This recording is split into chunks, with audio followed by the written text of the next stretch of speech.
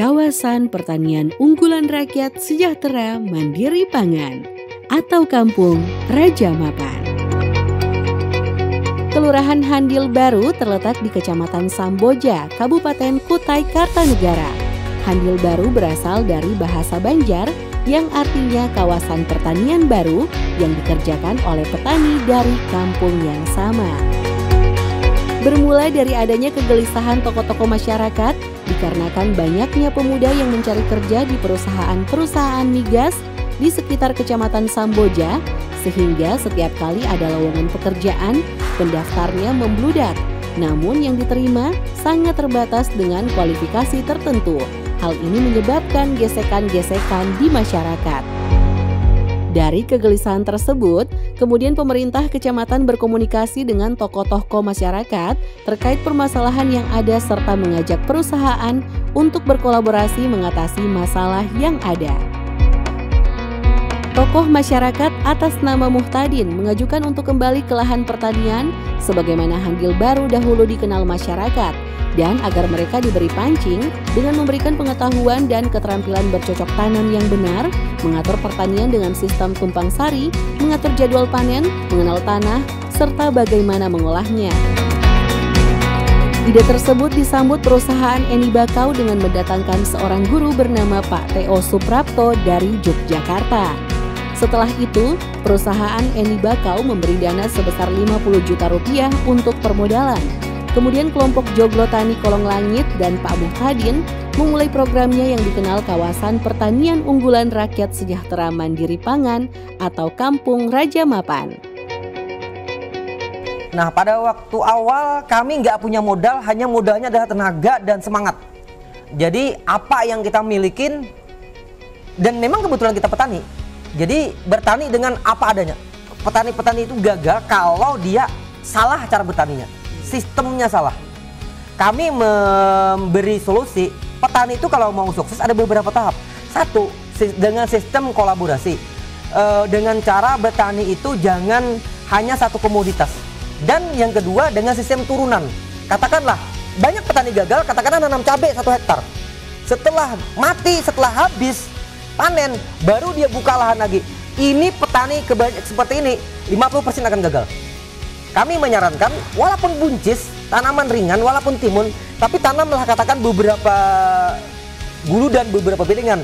Ini baru naik beberapa senti, dia udah nanam lagi baru. Nanti akhirnya, ini habis masa panen, ini udah nunggu panen. Jadi rolling, mutar. Program dimulai dengan menanam tanaman hortikultura di pekarangan rumah. Dikarenakan hasil yang bagus, maka penanaman dipindah ke lahan tidur seluas kurang lebih 20 hektar dengan jumlah anggota sebanyak 25 orang. Dari hasil bercocok tanam tersebut, petani bisa mendapat pendapatan secara harian, mingguan, bulanan, 6 bulanan, dan tahunan. Dengan pendapatan bulanan mencapai 30 juta rupiah per bulan dan mempekerjakan beberapa orang anggota. Dari kisah sukses ini, anggota mereka pun bertambah menjadi sebanyak 50 orang. Lahan yang digarap pun semakin luas, yaitu sebesar 75 hektar. Yang paling membanggakan adalah semakin banyaknya petani milenial yang bergabung dan mengaku tertarik menjadi petani.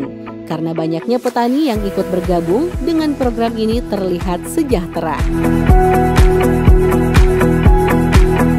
Jadi awalnya saya tertarik ikut gabung di Joglo Tani ini. Awalnya saya bekerja ya menjadi buruh, dan semenjak itu saya tertarik banget sekalinya dunia pertanian ini sangat menjanjikan.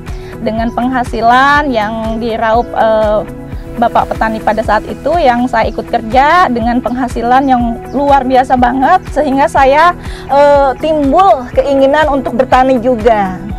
Kayak teman-teman yang lain kan yang pada udah lama gitu kan, jadi kan kalau kita ngumpul kan pada sharing gitu kan, kayak misalnya oh ini penghasilannya cuma segini, gimana kalau kita bantu penghasilannya lebih banyak lagi gitu.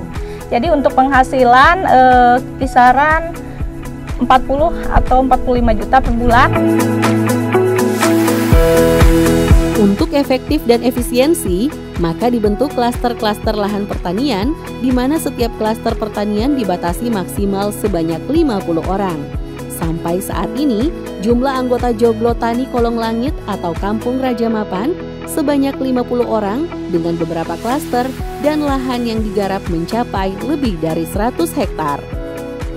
Saya itu ada berjenis tanaman Pak, kayak cabai kecil, cabai keriting, semangka, melon, labu kuning, ada jagung, terus bersama buncis, kacang ada Pak. Di klaster induk itu rata-rata penghasilan petani sekitar 25-30-an per bulan. Pendapatan saya itu kalau sebulan itu kira-kira ya ada 70 Pak.